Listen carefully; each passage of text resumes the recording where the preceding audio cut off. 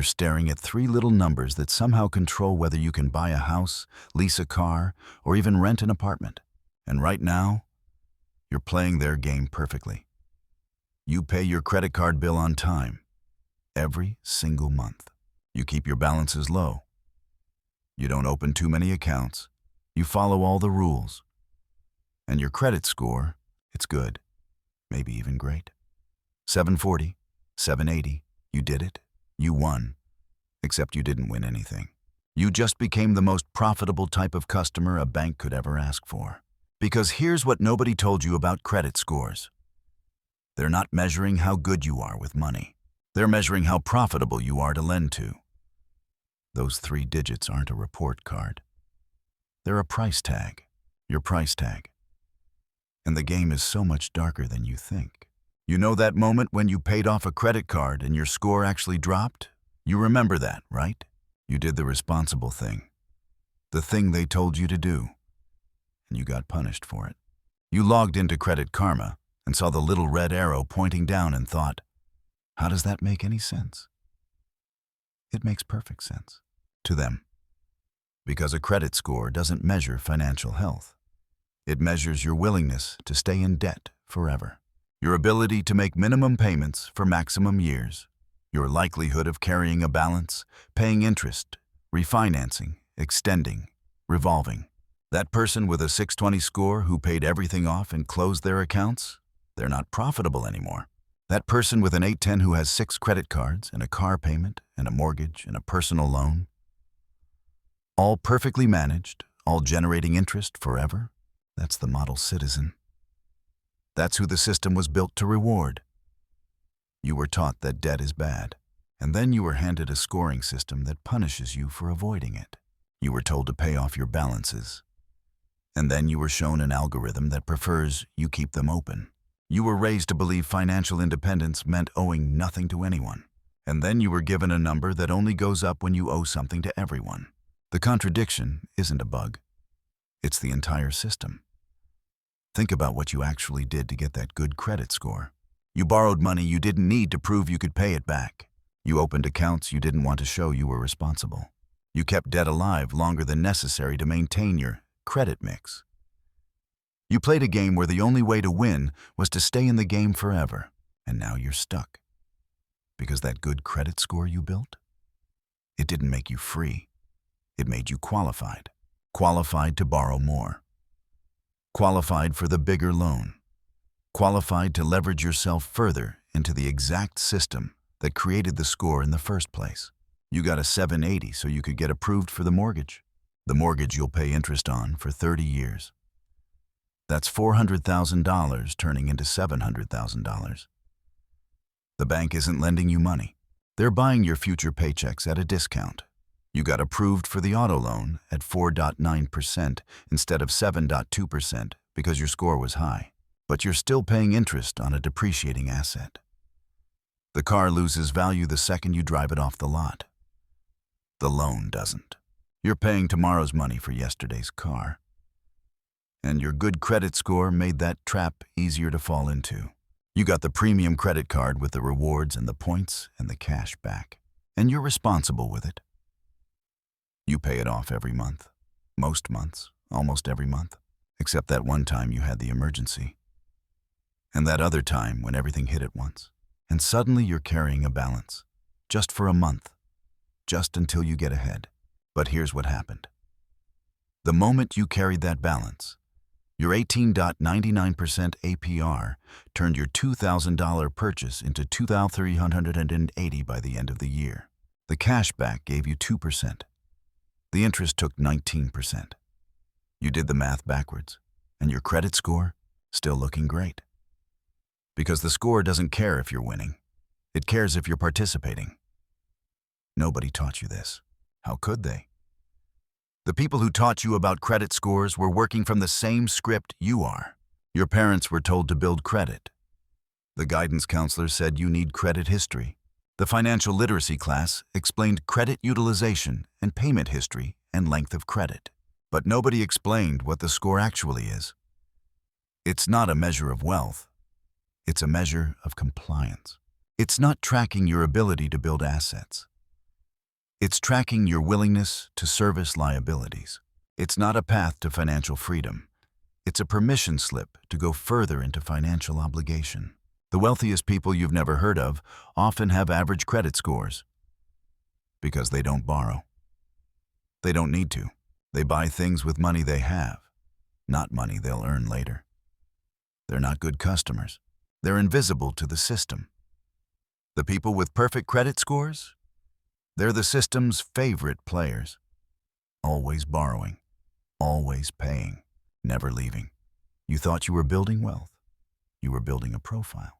Here's what nobody tells you about money. The rich don't have good credit because they're rich. They got rich by ignoring everything the credit system rewards.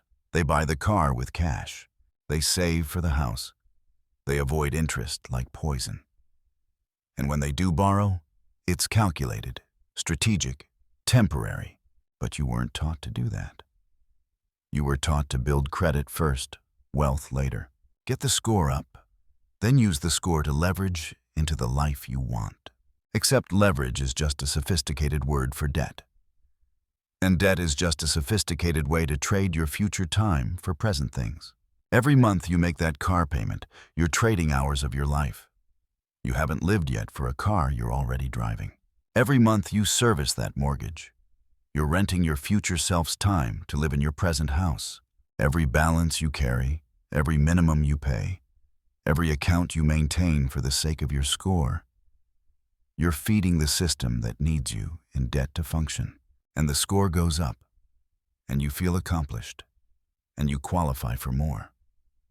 This is the trap, not that you have debt, but that you've been conditioned to see debt as progress, to see a high credit score as success, to see the ability to borrow more as achievement.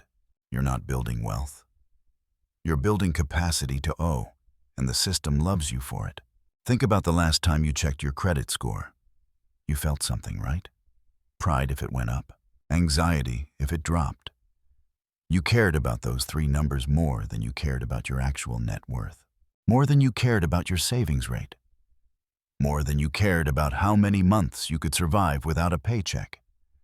You were measuring the wrong thing. Your credit score could be 850, and you could be 2 paychecks from broke.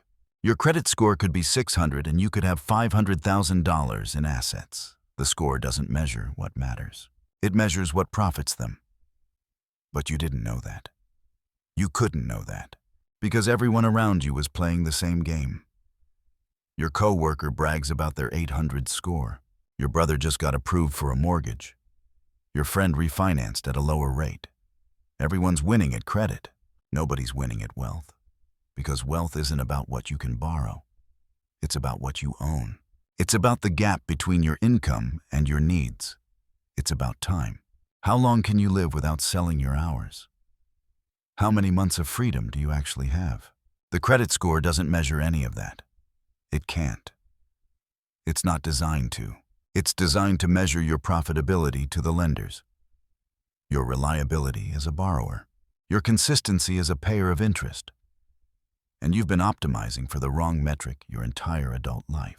Every decision you made to boost that score was a decision to stay in the game where the house always wins, where the interest compounds in their favor, where your future income is their present asset. You thought you were building financial stability. You were building financial dependency. The mortgage is 30 years of guaranteed payments.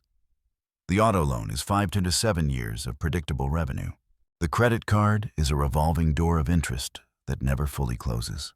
The personal loan for the wedding, the consolidation loan for the debt, the HELOC for the renovation, layers and layers of obligation. All perfectly legal, all technically affordable, all completely normalized. And your credit score says you're doing great. Because great to them means committed, locked in, paying.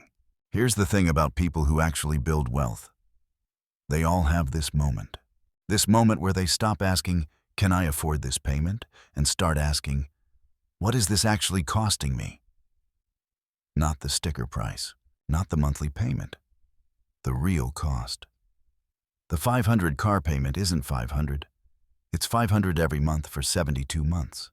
That's $36,000, plus interest, $42,000. For a car worth $30,000, that'll be worth $15,000 when you make the last payment. You didn't buy a car. You bought a depreciating liability on an installment plan. The $2,000 mortgage payment isn't $2,000. It's $2,000 every month for 360 months. That's $720,000.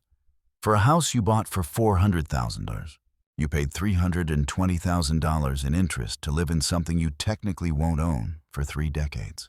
And if you sell in year 7, like most people do, you barely touch the principal. You rented from the bank. The $50 minimum payment on the credit card isn't $50. It's years. It's compounding interest on top of compounding interest. That $3,000 balance at 18.99% APR, if you only pay minimums, takes 7 years and costs $4,200. You paid $2,200 to borrow $3,000. That's a 40% tax on your own money. But your credit score doesn't show you any of that. It just shows you 3 numbers going up, and you feel like you're winning.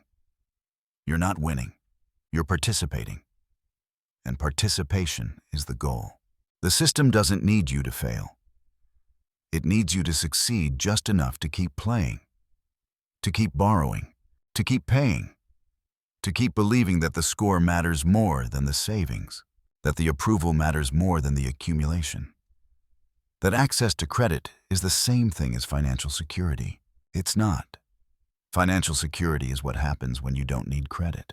When you have enough saved that the emergency doesn't become debt. When you can buy the car without the loan. When you can weather 6 months without income. When you can say no to the purchase because you'd rather have the freedom. But that's not what you were taught. You were taught to build credit, to maintain credit, to use credit responsibly, and you did. And look where it got you. You have good credit and no savings. Good credit and no assets. Good credit and no plan for what happens when you can't work anymore. Good credit and no answer to the question, how long could you survive if everything stopped tomorrow? The score went up. The net worth didn't. Because the score was never about you. It was always about them. And the cruelest part? You still need it. Even knowing all of this, you still need that score. Because the system is built in a way that punishes you for leaving it. Try renting an apartment with no credit history. Try getting insurance without a credit check. Try living in modern society without participating in the credit game. They've made it nearly impossible. So you're stuck maintaining this thing that measures your profitability to banks while trying to build actual wealth on the side. You're playing 2 games. The game they want you to play and the game you need to play to actually win. And most people never figure out the difference. They spend their whole lives optimizing the score, chasing the approvals, accessing the credit, using the leverage, staying in the system. And they die with good credit and nothing to show for it. Because in the end, your credit score doesn't buy you freedom. It buys you permission to trade more of your future for more of your present. It buys you access to longer chains. The real question isn't how to build your credit score. It's how to build your life in a way that makes your credit score irrelevant. But that's a different game entirely. That's the game where you save before you spend, where you buy what you can afford with money you have, where you measure success in assets, not approvals, where you calculate the real cost, not just the monthly payment, where you ask, what does this cost me in freedom, instead of, can I get approved? That's the game where your net worth and your peace of mind move in the same direction. But nobody's teaching that game. Because nobody profits from you playing it. The banks profit from you borrowing. The credit bureaus profit from you being scored. The system profits from you staying in motion, staying in debt, staying in the game. Your profit comes from stopping, from opting out, from building wealth the slow, boring, unsexy way that doesn't require anyone's approval. And here's the uncomfortable truth. You already know this. Somewhere deep down, you've always known this. You knew it when you got approved for that credit limit increase you didn't ask for. You knew it when your score dropped because you paid something off. You knew it when you calculated the interest and realized you'd been paying for the same purchase for years. You knew the game was rigged. You just didn't know you were allowed to stop playing. But you are. You can stop optimizing for their metric and start optimizing for yours. You can stop measuring success by what you're approved for and start measuring it by what you own. You can stop trading future time for present things and start building a life where your time is actually yours. It's not easy. It's not fast. It's definitely not what everyone else is doing. But everyone else is stuck in the same trap you're in.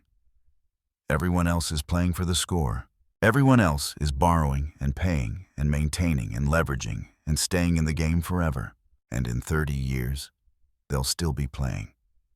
The question is, will you? Or will you be the one who saw the trap, understood the game, and decided to build wealth instead of credit? Decided to own assets instead of access? Decided to measure freedom instead of approvals? Because that's the choice. That's always been the choice. Play the game they designed, where you're the product and they're the profit. Or play the game they don't want you to know about, where you keep what you earn and build what you own and stop asking permission to live your life. Your credit score will tell you which game you're playing. Your bank account will tell you which game you're winning. Sonnet 4.5. Claude is AI and can make mistakes. Please double-check responses. Share.